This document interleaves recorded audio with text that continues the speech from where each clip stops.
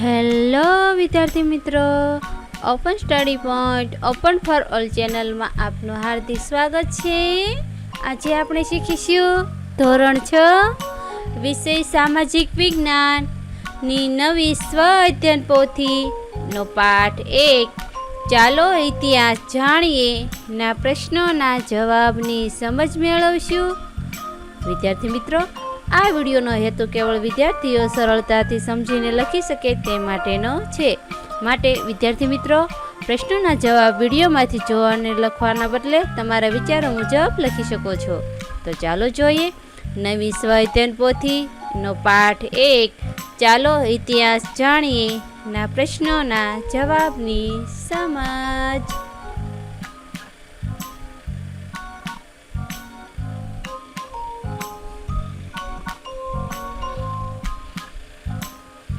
પ્રશ્ન 1, નીચે આપેલા દરેક પ્રશ્નના ઉત્તર માટે આપેલા વિકલ્પોમાંથી સાચો વિકલ્પ શોધી ખાનામાં લખો. અહીં આપણે વિકલ્પોની સમજ મેળવીએ. 1, ધાતુ અને પથ્થરો પર લખેલા કે કોતરેલા લેખોને શું કહેવામાં આવે છે? Option A ભોજપત્ર, B તાડપત્ર, C અભિલેખ, D દસ્તાવેજ. એનો સાચો જવાબ સી અભિલેખ. ધાતુ અને પથ્થરો પર લખેલા કે કોતરેલા લેખોને અભિલેખ કહેવામાં આવે છે. સવાલ 2, તામ્રપત્ર કયા ધાતુના પતરામાંથી બનાવવામાં આવતું? A તાડપત્રના, B તાંબાના, C સોનાના, D ચાંદીના. એનો સાચો જવાબ B તાંબાના. તામ્રપત્ર તાંબાના ધાતુના પતરામાંથી બનાવવામાં આવતું. 3, ભારતમાં કઈ સદીના પંચમાર્કના સિક્કા મળી આવ્યા છે? એનો જવાબ સી ઈસવીસન પૂર્વ 5મી સદીના પંચમાર્કના સિક્કા મળી આવ્યા છે. 4, ઇતિહાસના પુરાતન સ્ત્રોતોનું અધ્યયન કરનારને તમે કયા નામથી ઓળખશો? A આંકડાશાસ્ત્રી, B છાયાશાસ્ત્રી, C ખગોળશાસ્ત્રી, D પુરાતત્વશાસ્ત્રી.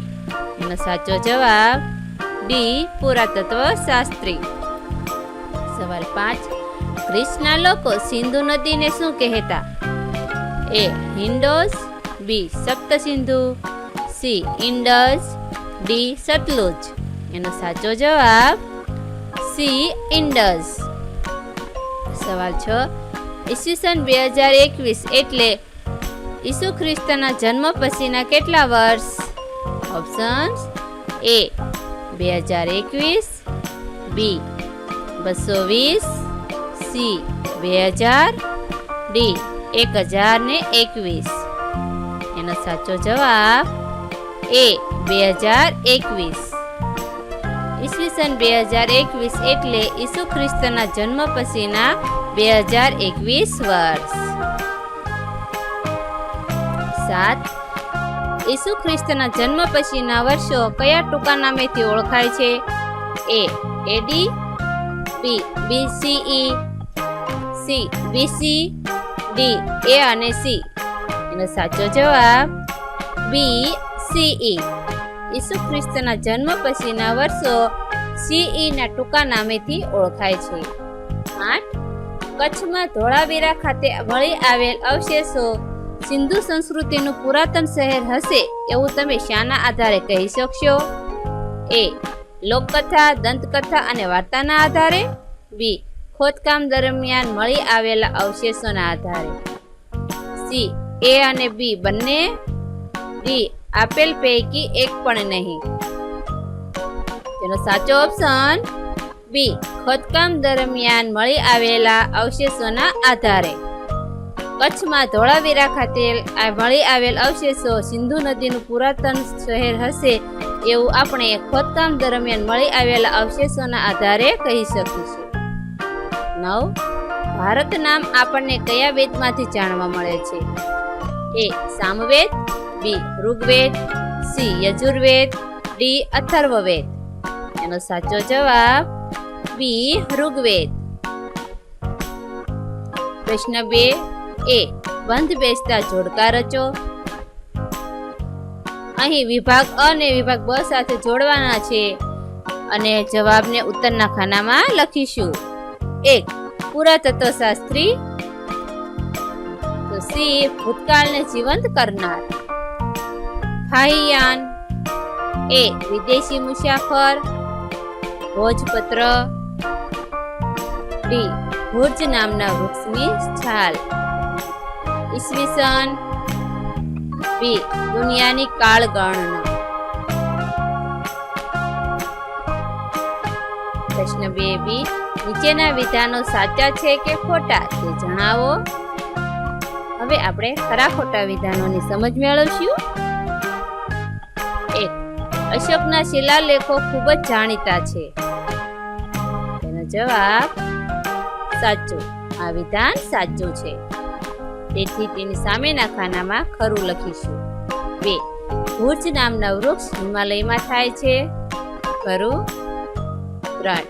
India શબ્દ ગંગા નદીના નામ પરથી ઉતરી આવેલ છે. ખોટું. 4. તાડપત્ર તાંબાના પતરામાંથી બનાવવામાં આવે છે. ખોટું. 5. બીસી એટલે ઈસુના જન્મ પછીના વર્ષો. ખોટું. પ્રશ્ન 3. યોગ્ય શબ્દો વડે નીચેના વિધાનોની ખાલી જગ્યાઓ પૂરો. 1. ઇતિહાસ માનવ સમાજના ખાલી જગ્યાની માહિતી આપે છે. જવાબ ભૂતકાળની માહિતી આપે છે. 2. ભોજપત્ર એટલે ખાલી જગ્યા નામના વૃક્ષની પાતળી આંતરસાલ. ભુજ નામના વૃક્ષની પાતળી આંતરસાલ. 3. તાંબાના પતરા ઉપર કોતરીને લખવામાં આવતું લખાણ એટલે તામ્રપત્ર. 4. પુરાતત્વશાસ્ત્રીઓ ખાલી જગ્યાને આપણી સમક્ષ જીવંત કરે છે. ભૂતકાળને આપણી સમક્ષ જીવંત કરે છે. 5. શ્રી હેમચંદ્રાચાર્ય જૈન જ્ઞાન મંદિર પાટણમાં ઇતિહાસના ખાલી જગ્યા સ્ત્રોતો સચવાયા છે. તામ્રપત્રના સ્ત્રોતો સચવાયા છે. 6. ભારતમાં ઈસવીસન પૂર્વે 5મી સદીના ખાલી જગ્યા સિક્કા મળી આવ્યા છે. પંચમાર્કના સિક્કા મળી આવ્યા છે. 7. ઘણીવાર બીસી ને બદલે ખાલી જગ્યા પણ લખવામાં આવે છે. BCE લખવામાં આવે છે. 8. શિલાઓ પર લખાયેલા લખાણ ખાલી જગ્યા નામે ઓળખાય છે. અભિલેખના નામે ઓળખાય છે. 9. પ્રાચીન ઈરાન અને ગ્રીસના લોકો ભારતની ખાલી જગ્યા નદીથી પરિચિત હતા.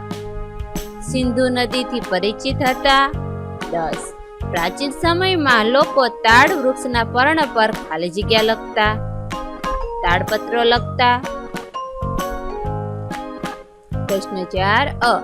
નીચેના પ્રશ્નોના ઉત્તર 1-2 વાક્યોમાં લખો. હવે આપણે પ્રશ્નોના જવાબની સમજ મેળવીશું. 1.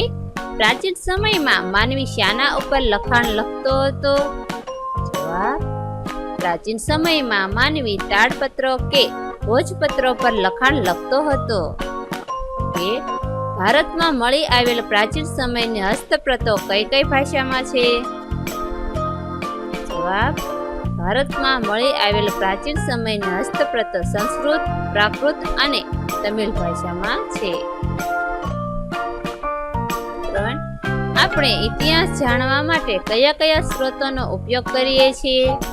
જવાબ તાડપત્ર, ભોજપત્ર, અભિલેખો, તામ્રપત્ર, સિક્કા, ઈંટ, પથ્થરો, ઓજારો, ખોરાકના નમૂના, મનુષ્ય અને પ્રાણીઓના હાડકાં, આભૂષણો, પોશાક, ગ્રંથો વગેરે સ્ત્રોતોનો ઉપયોગ કરીએ છીએ. 4.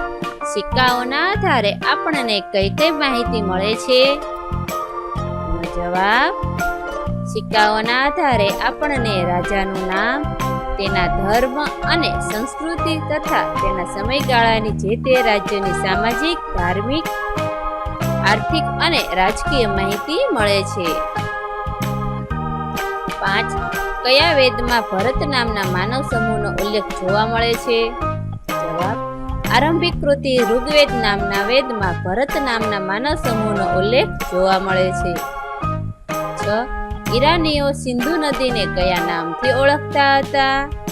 જવાબ, ઈરાનીઓ સિંધુ નદીને ઇન્ડસ નામથી ઓળખતા હતા. 7. ઈરાન અને ગ્રીસના લોકો સિંધુ નદીના કયા કિનારાને ઇન્ડિયાથી ઓળખતા હતા? જવાબ, ઈરાન અને ગ્રીસના લોકો સિંધુ નદીના પૂર્વ કિનારાને ઇન્ડિયાથી ઓળખતા હતા. 8. એક ઇતિહાસકારને દક્ષિણ ભારતના એક મંદિરમાંથી જૂના સમયના સંસ્કૃત નાટકો મળી આવ્યા. આ શાના ઉપર લખાયા હશે? શા માટે? જવાબ, આ નાટકો તાડપત્ર કે ભોજપત્ર પર લખાયા હશે, કારણ કે પ્રાચીન સમયમાં લખવા માટે તેનો જ ઉપયોગ થતો હતો. પ્રશ્ન 4b, નીચે આપેલા પારિભાષિક શબ્દોની સમજૂતી આપો. 1. ભોજપત્રો. હિમાલયમાં થતા ભુજ નામના વૃક્ષોની પાતળી આંતરસાલ પર લખાયેલી હસ્તપ્રતો એટલે ભોજપત્ર. 2. તાડપત્રો. તાડ વૃક્ષના પર્ણ પર લખાયેલી હસ્તપ્રતો એટલે તાડપત્ર. 3. તામ્રપત્રો. તાંબાના પતરા ઉપર કોતરીને લખવામાં આવેલા લખાણને તામ્રપત્ર કહેવાય છે. 4. અભિલેખો. પથ્થર કે ધાતુ પર કોતરીને લખાવેલા લેખ એટલે અભિલેખો. પ્રશ્ન 5. નીચેના વિધાનો માટે કારણો આપો. 1. કોઈ સમયગાળાના સમાજ કે રાજકીય વ્યવસ્થા જાણવા માટે તે સમયના શિલાલેખો અને અભિલેખો વાંચવા જોઈએ, કારણ કે પ્રાચીન સમયમાં રાજાઓ પોતાના આદેશો શિલાલેખો કે અભિલેખો પર કોતરાવી પ્રજા સાથે સંવાદ કરતા હતા. તેઓ તેમના વિજય, ધર્મ અને સંસ્કૃતિની માહિતી અભિલેખો પર અંકિત કરાવતા હતા. વળી શિલાલેખો કે અભિલેખો પર લખાયેલા લખાણો લાંબા સમય સુધી ટકી રહેતા હતા. આથી કોઈ સમયગાળાના સમાજ કે રાજકીય વ્યવસ્થા જાણવા માટે તે સમયના શિલાલેખો અને અભિલેખો વાંચવા જોઈએ. 2. ઇતિહાસ જાણવાના સ્ત્રોતો ઇતિહાસ જાણવામાં મહત્વના સાધનો છે, કારણ કે ઇતિહાસકારો અને પુરાતત્વશાસ્ત્રીઓ ઇતિહાસ જાણવાના સ્ત્રોતનું સંશોધન કરીને માહિતી આપે છે. પ્રાચીન સ્થળો, મકાનો, સિક્કા, ઈંટો, પથ્થરો, ઓજારો, ખોરાકના નમૂના, મનુષ્યો અને પ્રાણીઓના હાડકાં વગેરે ઐતિહાસિક સ્ત્રોતનો અભ્યાસ કરે છે અને આપણને તે સમયની સંસ્કૃતિથી માહિતગાર કરે છે. તેથી ઇતિહાસ જાણવાના સ્ત્રોત મહત્વના સાધનો છે. 3. ઇતિહાસકારો ભૂતકાળની માહિતી આપનારા મહત્વના વિદ્વાનો છે, કારણ કે ઇતિહાસકાર માહિતી એકઠી કરી તેનું વર્ગીકરણ કરીને સંશોધન કરે છે. તાડપત્ર અને ભોજપત્ર જેવી હસ્તપ્રતો તથા અભિલેખોમાંથી માહિતી એકત્ર કરીને તે એનું યોગ્ય રીતે આલેખન કરે છે. આ ઉપરાંત ઇતિહાસકારો ઇતિહાસને જીવંત કરવા ઐતિહાસિક સ્ત્રોતનો ઉપયોગ કરીને તે સમયની ચોક્કસ માહિતી આપે છે. તેઓ ઐતિહાસિક સ્ત્રોતનો જાસૂસની જેમ અભ્યાસ કરે છે. આમ ઇતિહાસકારો ભૂતકાળનું અધ્યયન કરનાર વિદ્વાનો છે. 4. પ્રવાસ વર્ણનમાંથી આપણને જે તે દેશના ઇતિહાસ અને સંસ્કૃતિની માહિતી મળે છે, કારણ કે પ્રાચીન સમયના પ્રવાસીઓ કે વિદેશી મુસાફરો જે દેશમાં ફરતા જાય ત્યાંની સંસ્કૃતિ, સભ્યતા, મંદિરો, ખાનપાન, પોશાક, રીતિ રિવાજો, ધર્મ અને રાજકીય બાબતોની નોંધ પોતાની ડાયરીમાં કરે છે. આવા પ્રવાસ વર્ણનમાં જે તે દેશના ઇતિહાસ અને સંસ્કૃતિ વિશે જાણી શકીએ છીએ. પ્રશ્ન 6. ઇતિહાસના કોઈ પણ સ્ત્રોતોને લગતું ચિત્ર સાથેનું લખાણ વર્તમાનપત્ર કે સામયિકમાંથી શોધી અને નીચે આપેલ ચોરસમાં ચોંટાડો અને તેના આધારે આપેલ પ્રશ્નોના જવાબ આપો. અહીં આપણે ગુજરાત સમાચાર વર્તમાનપત્રનું ચોંટાડીશું, જેમાં લખવામાં આવેલું છે ગુલામીની કાળ રાત્રિનો અંત એટલે કે આઝાદીનો ઉદય. હવે એના આધારે પ્રશ્નોના જવાબ આપીશું. 1. આપેલ ચિત્રમાં ઇતિહાસના કયા સ્ત્રોત વિશેની માહિતી આપેલી છે? જવાબ: આ ચિત્રમાં ઇતિહાસ જાણવાના સ્ત્રોત વર્તમાનપત્ર વિશે માહિતી આપેલી છે. 2. આપેલ ઇતિહાસના સ્ત્રોતના આધારે ઇતિહાસની કઈ માહિતી જાણવા મળે છે? જવાબ: આપેલ ઇતિહાસના સ્ત્રોતના આધારે આઝાદી સમયે કેવી પરિસ્થિતિ હતી તેની માહિતી જાણવા મળે છે. 3. ચિત્રમાં આપેલી માહિતી કયા સમયગાળાની છે? જવાબ: આપેલી માહિતી આઝાદી મળી તે સમયની છે. પ્રશ્ન 7. તમારા ગામ કે શહેરનો સ્થાનિક ઇતિહાસ જાણવા પ્રોજેક્ટ કાર્ય કરો અને તેની નોંધ તમારી નોટબુકમાં તૈયાર કરો. અહીં વિદ્યાર્થી મિત્રો તમે રહેતા તમારા ગામ કે શહેરના સ્થાનિક ઇતિહાસ જાણીને તેનું પ્રોજેક્ટ કાર્ય કરવાનું છે અને તેની નોંધ તમારી પાઠ્યપુસ્તકમાં તૈયાર કરવાની છે. આ વિડીયો નિહાળવા બદલ આપનો ખૂબ ખૂબ આભાર અને ઓપન સ્ટડી પોઈન્ટ ચેનલ તરફથી વિડીયો નિહાળવા બદલ આપનો આભાર. આવા બીજા વિડીયોઝ નિહાળવા માટે અમારી YouTube channel open study point અત્યારે જ સબસ્ક્રાઇબ કરો.